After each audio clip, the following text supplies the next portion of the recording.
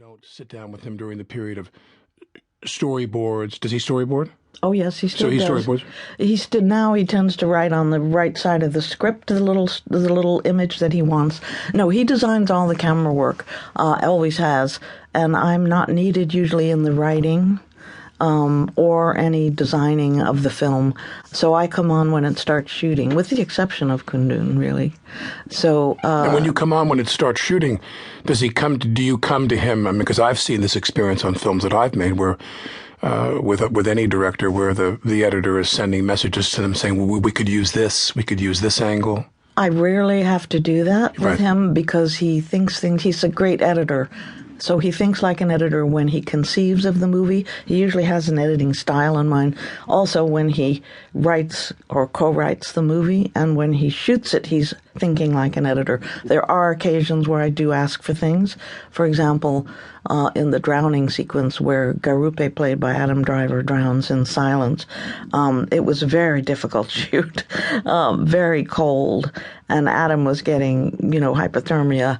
And so I didn't feel I had quite enough footage for the drowning sequence, particularly because the stunt women in Taiwan were not sort of as tough as maybe more experienced stunt women would be.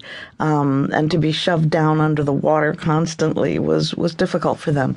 So that was one of the few times. Where was that shot? In Taiwan, on this incredible sequence where Rodriguez, played by Adam Garfield, is made to watch Japanese Christians pushed off boats wrapped in straw mats so that they will drown. It's a terrifying sequence, and Marty shot it with 3 cameras. So there wasn't a lot of control in that situation. And he was very interesting. He had an idea that he wanted to show the horror of these people being pushed off in the water from a wide shot to show the banality of it, like the banality of the way the Nazis killed people. Right.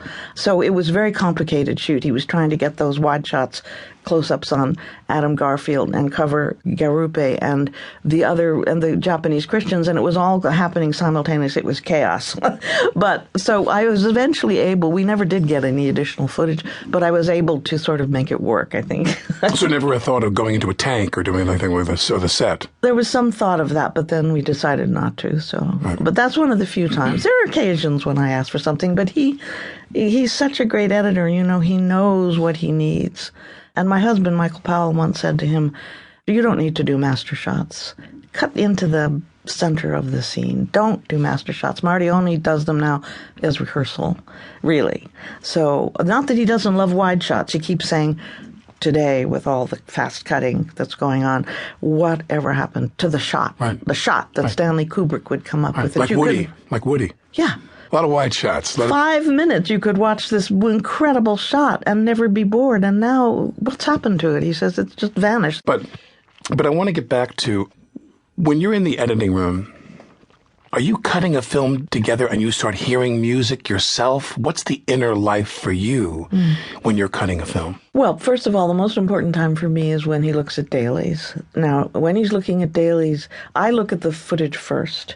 As soon as it comes in, to make sure there isn't something missing or something wrong. Or sometimes the camera, in one of the great shots in Raging Bull, where it begins on De Niro down in the basement of this enormous stadium, and the Steadicam camera is backing up in front of him. It's an amazing tour de force shot. Marty's preferred take on that was ruined in the lab. There was a claw that went off in the camera, and so I had to go on the set and tell him his favorite take was ruined. But fortunately, we had just as good ones. But what he does in dailies is really fascinating. I wish that, in a way, filmmakers could listen to him, because he's very, very tough on himself, and he constantly talks to me during the dailies. I like that. I don't like that. I think I'm going to get better on take 7. Don't ever show that to me again. Burn that.